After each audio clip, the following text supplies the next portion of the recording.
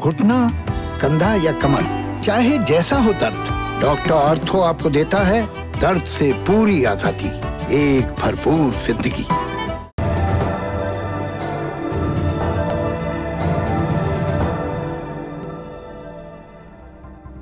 बरसों का वर्गीकरण ऐसे भी हो सकता है कि उस बरस कौन सी जंग हुई।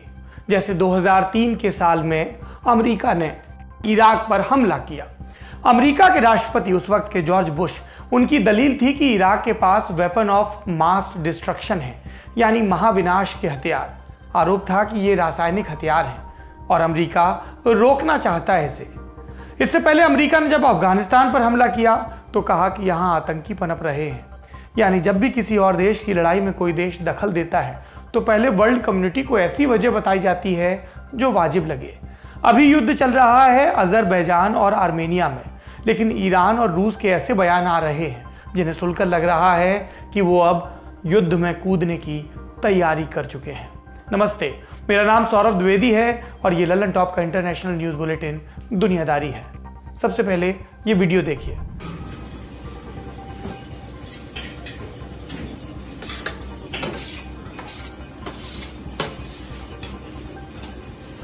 जब विदेशी धरती पर जंग हो रही हो तो वहां रहने वाले भारतीय किस तरह की इंसानियत की मिसाल कायम कर सकते हैं, वो इस वीडियो में है। आर्मेनिया की राजधानी येरेवन में ये एक भारतीय रेस्टोरेंट है, इंडियन महक नाम से। ये रेस्टोरेंट परवेज अली खान चलाते हैं। जब आर्मेनिया और अजरबैजान के बीच युद्ध शुरू हुआ तो मदद के लिए इंडियन महक रेस्टोरेंट ने भी अपने दरवाजे खोल दिए। आर्मेनिया की राजधानी येरेवन में युद्ध से बेघर हुए लोग पहुंच रहे हैं और उनको ये भारतीय रेस्टोरेंट खाने के पैकेट्स बांट रही है, उनके रहने की व्यवस्था भी कर रही है। पंजाब के रहने वाले परवेज अली खान के परिवार ने 5 साल पहले ही आर्मेनिया में रेस्टोरेंट खोला था। हमने परवेज अली खान और उनके परिवार से बात की। थोड़ा सा पहले बैकग्राउंड में भी ऐसा करते आए हैं, हमारे फादर लोग करते हैं, तो हम भी पंजाब में ये चीज़ें करते रहते थे। अभी कोरोना में थोड़ा ज़्यादा हुआ, जब कोरोना हुआ तो हम लोगों ने राशन देने का फैसला किया था। उस टाइम हम रॉ मटेरियल काफ़ी दिया था, लेकिन इस वक्त पोजीशन ये थी कि इनके पास खाने की जो बना हुआ खाना होता है उसकी कमी आ रही थी। तो हमारी फैमिली ने डिसाइड किया और हमने ये खाना देना शुरू किया।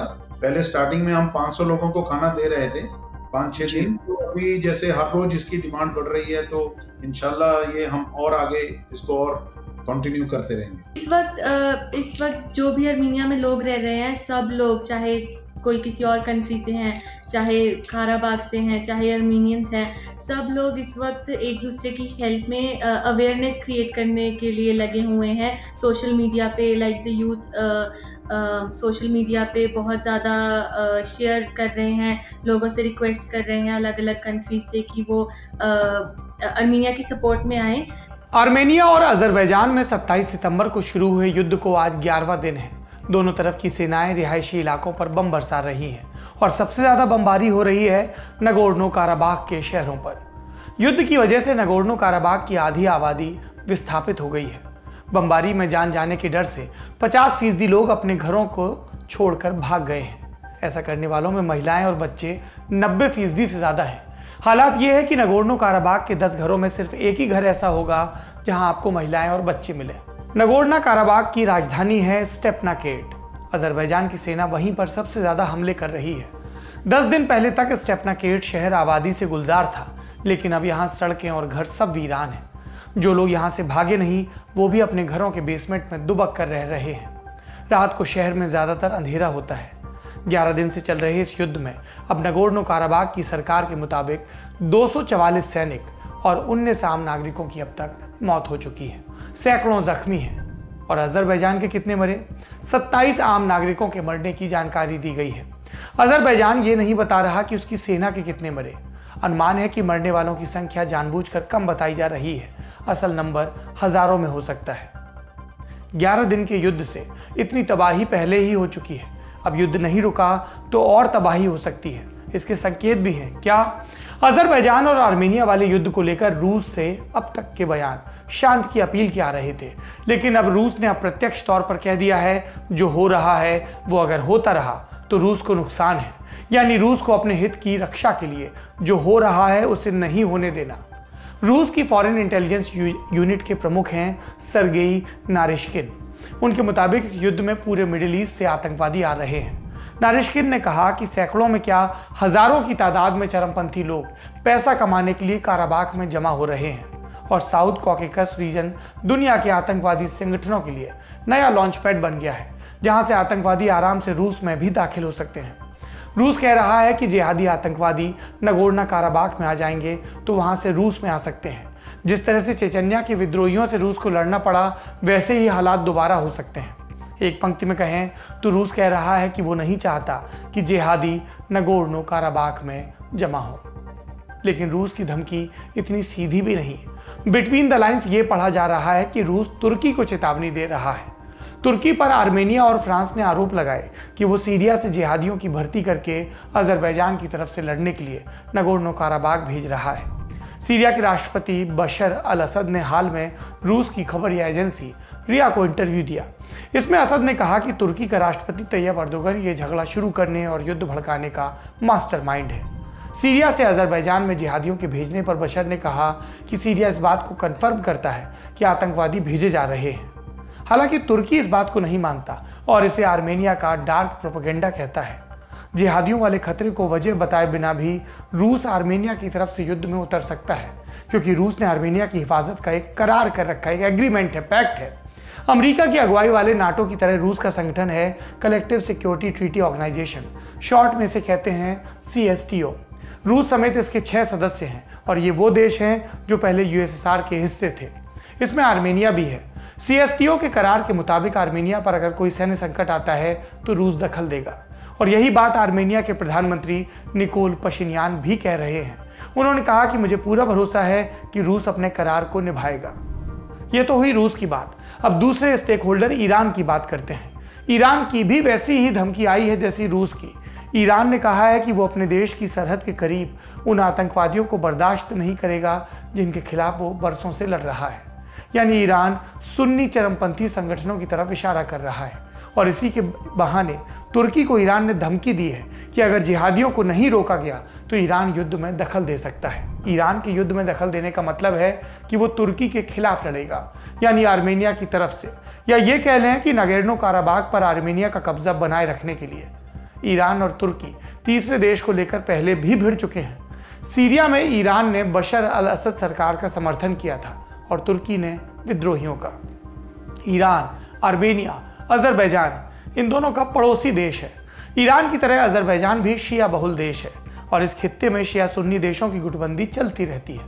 ईरान और सऊदी अरब की दशकों पुरानी राइवलरी भी है। इस लिहाज से ईरान को समर्थन तो अजरबैजान को करना चाहिए, लेकिन ईरान ऐसा नहीं करेगा। अभी तक ईरान ने दोनों देशों के बीच एक संतुलन बनाकर रखा था। कुछ दिनों पहले एक वीडियो भी वायरल हुआ था जिसमें ईरान की सीमा से सेना के ट्रक आर्मेनिया में दाखिल होते नजर आ रहे थे। इसके बाद खबर फैली कि ईरान चुपके चुपके आर्मेनिया की मदद कर रहा है, लेकिन ईरान ने तब इन आरोपों को खारिज किया और कहा कि वीडियो में जो ट्रक दिख रहे हैं वो तो आर्मेनिया ने रूस से खरीदे थे, जो ईरान के रास्ते ले जाए जा रहे थे। लेकिन ये हफ्ते भर पहले की बात है जब ईरान संतुलन वाली मुद्रा में था। अब ये उससे आगे बढ़कर आर्मेनिया के करीब जाता दिख रहा है। ऐसा इसलिए हो रहा है क्योंकि ईरान अजरबैजान में अपने दुश्मनों की दखल को बढ़ता देख रहा है। इजराइल और ईरान जाने दुश्मन है और अजरबैजान इजराइल का पक्का दोस्त। ईरान नहीं चाहता कि दूसरे दरवाजे से इजराइल उसके करीब आए। युद्ध पर पहली बार ईरान के राष्ट्रपति हसन रूहानी का बयान जारी हुआ, जिसमें उन्होंने चेतावनी दी कि युद्ध नहीं रुका तो बड़े रीजनल वॉर में तब्दील हो सकता है। अजरबैजान की बमबारी में कुछ गोला बारूद ईरान के सीमावर्ती इलाकों में भी गिर रहा है, जिससे एक आदमी के जख्मी होने की खबरें भी आईं, और इस वजह से ईरान युद्ध में डायरेक्टली या इनडायरेक्टली इन्वॉल्व हो सकता है, इस बात की पूरी आशंका है। ये तो थी युद्ध की आशंकाएं। अब शांति की संभावनाओं की बात करते हैं। रूस या ईरान जैसे देशों का युद्ध में शरीक होना इस बात पर निर्भर है कि युद्ध रुकता है या नहीं। ईरान और रूस ने तो युद्ध तुरंत रोकने पर बात की। इसके अलावा फ्रांस, अमेरिका और रूस इस कोशिश में लगे हैं। इन तीनों का संगठन है organization for security and corporation in Europe, short में कहते हैं OSCE, मिन्स्क ग्रुप। ये संगठन युद्ध रोकने के लिए मध्यस्थता कर रहा है। आज पेरिस में इन तीनों देशों की बैठक हुई। सोमवार को मॉस्को में होगी, जिसमें आर्मेनिया और अजरबैजान भी हिस्सा ले सकते हैं। आर्मेनिया के लिए युद्ध रुकना एक तरह की जीत है, क्योंकि इससे नगोर्नो काराबाख पर उसका कब्जा बना रहेगा, इसलिए वो सीज फायर के लिए तैयार है। लेकिन अजरबैजान नहीं चाहता कि युद्ध अभी रुके। वो कह रहा है कि हम युद्ध तभी रोकेंगे जब नगोर्नो काराबाख पूरी तरह से हमें मिल जाए, या आर्मेनिया ये गारंटी दे कि एक तय वक्त में नगोर्नो काराबाख से अपना कब्जा हटा लेगा। इस पर सहमति नहीं बन रही, इसलिए युद्ध चल रहा है। कुल मिलाकर जो देश युद्ध रोकना चाहते हैं वो ये भी चाहते हैं कि नगोर्नो काराबाख पर आर्मेनिया का कब्जा बना रहे। अगर आर्मेनिया की पकड़ ढीली पड़ती है तो वो युद्ध में कूद भी सकते हैं, और अभी इसी का वेट एंड वॉच मोड चल रहा है। ये था आज का बड़ी खबर सेगमेंट। अगर आप इस पूरे युद्ध की पृष्ठभूमि जानना चाहते हैं तो दुनियादारी का एक पुराना एपिसोड देखिए, उसका लिंक आपको इस वीडियो के डिस्क्रिप्शन में मिल जाएगा। अब बढ़ते हैं सुर्खियों की तरफ। पहली सुर्खी इंडोनेशिया से है। यहाँ नए जॉब्स बिल के विरोध में 3 दिनों से प्रदर्शन हो रहा है, जो आज सुबह हिंसक हो गया। पुलिस को आंसू गैस के गोले दागने पड़े। प्रदर्शनकारियों का कहना है कि इस कानून से मजदूरों के साथ साथ पर्यावरण भी खतरे में पड़ेगा। नए कानून में मजदूरों के हक घटा दिए गए हैं, भत्ता कम कर दिया गया, हफ्ते में 2 दिन की छुट्टी मिलती थी उसे 1 दिन का कर दिया गया। सरकार कह रही है कि ये कानून कोविड-19 के बाद जो अर्थव्यवस्था पिटी हालत में है उससे निपटने के लिए और विदेशी निवेश को लाने में मदद करेगा। अगली सुर्खी अमेरिका से है। अश्वेत युवक जॉर्ज फ्लॉयड की हत्या के आरोपी पूर्व पुलिस अधिकारी डेरेक चौविन को जमानत मिल गई। 72 लाख रुपए की जमानत राशि जमा करनी पड़ी। जमानत की शर्तों के अनुसार डेरेक अब पुलिस डिपार्टमेंट में नौकरी नहीं कर सकेंगे, न हथियार रख पाएंगे। डेरेक के ऊपर हत्या की कई धाराओं में केस चलता रहेगा। 25 मई 2020 को मिनियापोलिस में डेरेक चौविन ने जॉर्ज फ्लॉयड की गर्दन को अपने घुटने से दबा दिया था। फ्लॉयड की जान चली गई थी। इस घटना का वीडियो बाहर आने के बाद अमेरिका समेत पूरी दुनिया में ब्लैक लाइव्स मैटर के नाम से प्रदर्शन हुए थे। आज की तीसरी सुर्खी म्यांमार से। म्यांमार में रोहिंग्या मुस्लिमों की स्थिति से संबंधित रिपोर्ट रिलीज हुई है। ये रिपोर्ट मानवाधिकार संगठन ह्यूमन राइट्स वॉच ने पब्लिश की। इसमें कहा गया कि म्यांमार के रिफ्यूजी कैंपों में रहने वाले 1,30,000 रोहिंग्या खुली जेल में रह रहे हैं। उनकी स्थिति दयनीय है। ह्यूमन राइट्स वॉच ने अपील की कि इस स्थिति को जल्द से जल्द ठीक किया जाए। 2017 से पहले म्यांमार में 10 लाख से अधिक रोहिंग्या थे। कई पीढ़ियों पुराना इतिहास है, लेकिन म्यांमार सरकार उन्हें बांग्लादेशी प्रवासी बताती है, अपना नागरिक नहीं मानती। 2017 में हिंसक दंगे भी हुए थे, जिसके बाद 7.5 लाख रोहिंग्या मुस्लिमों को म्यांमार छोड़ना पड़ा था। ये थी सुर्खियां। अब बारी तारीख की। आज तारीख है 8 अक्टूबर। इसका संबंध अनजाने में हुए एक जरूरी आविष्कार के पेटेंट से है।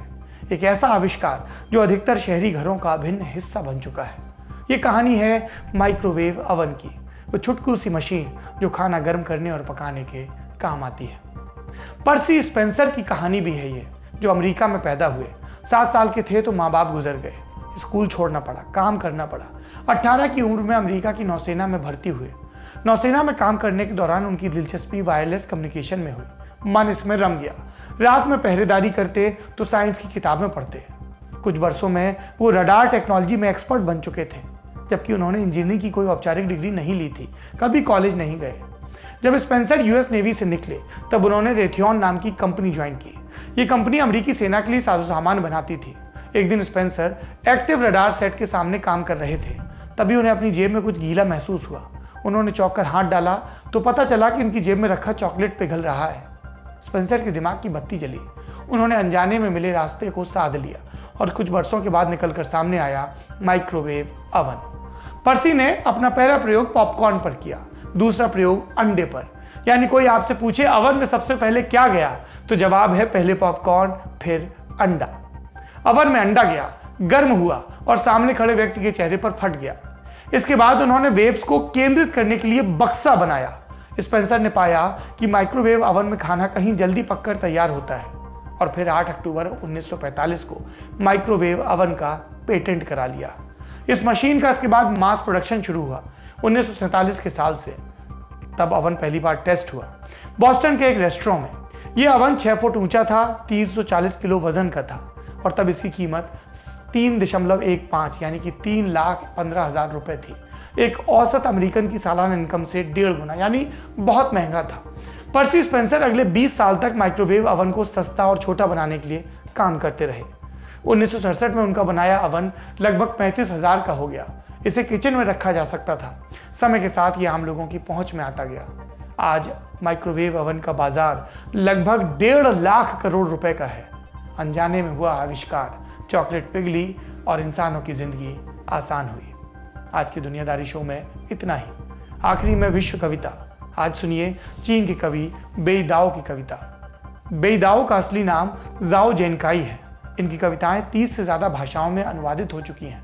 चीनी नेता माओ ने 1966 से 1976 तक चीन में कल्चरल रिवॉल्यूशन चलाया था। उद्देश्य था चाइना के कम्युनिज्म का संरक्षण। इस मूवमेंट की मदद से माओ ने दोबारा चीन की सत्ता हासिल की। इस आंदोलन के लिए माओ ने रेड गार्ड्स नाम की फौज बनाई। इसका हिस्सा बेईदाओ भी थे, लेकिन जल्द ही दाओ का इस आंदोलन से मोहभंग हो गया और इससे अलग होकर 1976 में तियानमेन चौक पर होने वाले प्रोटेस्ट में उन्होंने हिस्सा लिया, जो माओ की कम्युनिस्ट सरकार के खिलाफ था। इसके बाद कुछ साहित्यकारों की मदद से उसी साल उन्होंने एक जर्नल निकाला, जिनतियन। इसका मतलब होता है आज या टुडे। इस जर्नल को 2 साल बाद सरकार ने बैन कर दिया। 1989 के जून में चीन के तियानमेन चौक पर फिर से प्रोटेस्ट हुए। लोकतंत्र समर्थक लोगों के चीनी सेना ने फिर कार्रवाई की। 10,000 लोग मारे गए। बेईदाओ पर आरोप लगा कि उनकी कविताओं ने लोगों को लोकतंत्र के लिए प्रदर्शन करने के लिए प्रभावित किया और इस इल्जाम में उनको देश निकाला दे दिया गया। इसके बाद वो पश्चिम के देशों की शरण में रहे, फिर अमेरिका में बस गए, विश्वविद्यालयों में पढ़ाने लगे। 2006 में चीनी सरकार ने उन्हें वापस चीन आने की इजाजत दी। आइए सुनते हैं उनकी कविता काला नक्शा, जिसका हिंदी अनुवाद किया है कवि गीत चतुर्वेदी ने। अंत में ठंडे कोए सारे टुकड़े जोड़कर रात बनाते हैं, एक काला नक्शा। मैं घर पहुंच गया हूँ। पीछे रास्ता गलत रास्ते से भी ज़्यादा लंबा निकला, उतना ही लंबा जितना जीवन। जाड़ों का हृदय लाओ, जब चश्मे का पानी और बेतहाशा विशाल दवा गोलियां रात के शब्द बन जाती हैं, जब स्मृति भौंकती है, इंद्रधनुष काले बाजार पर प्रेत बाधा की तरह उगता है। मेरे पिता के जीवन की कौंध उतनी ही छोटी थी जितनी मटर का दाना। मैं उनकी प्रतिध्वनि हूँ, मुलाकातों के कोनों को पलटता हुआ। एक पूर्व प्रेमी चिट्ठियों से चकराती हवा के पीछे छिप जाता है। बीजिंग शराब का यह जाम तुम्हारी राहबत्तियों के लिए। मेरे सफ़ेद बालों को इस अंधेरे नक्शे से रास्ता खोज निकालने दो, जैसे कि कोई तूफान तुम्हें उड़ाए ले जा रहा हो। मैं कतार में खड़ा इंतज़ार करता हूँ जब तक कि वह छोटी खिड़की बंद नहीं हो जाती। ओ मेरे चमकीले चांद, मैं घर जा रहा हूँ।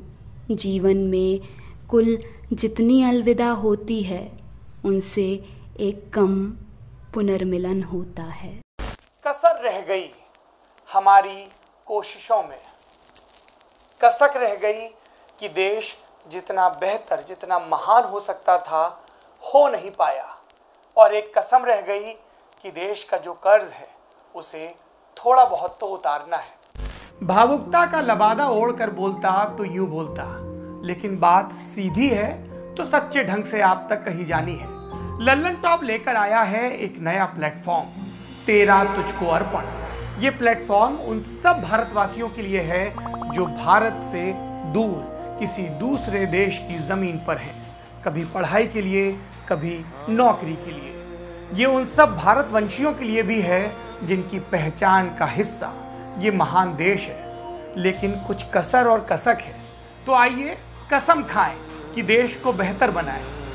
हमें आपसे चाहिए आपके हिस्से का ज्ञान, जो आप लल्लन टॉप के जरिए अपने देशवासियों के साथ साझा करें। ये मस्ती के पल भी हो सकते हैं जब आप कहीं घूमने जाएं और आपको लगे कि सिर्फ मेरे यार दोस्त और परिवार वाले ही क्यों, पूरा देश जाने इन नायाब चीज़ों के बारे में। ये पॉलिसी से जुड़ा, ज्ञान से जुड़ा कोई मसला हो सकता है। तो आइए और लल्लन टॉप की इस नई पेशकश तेरा तुझको अर्पण का हिस्सा बनिए।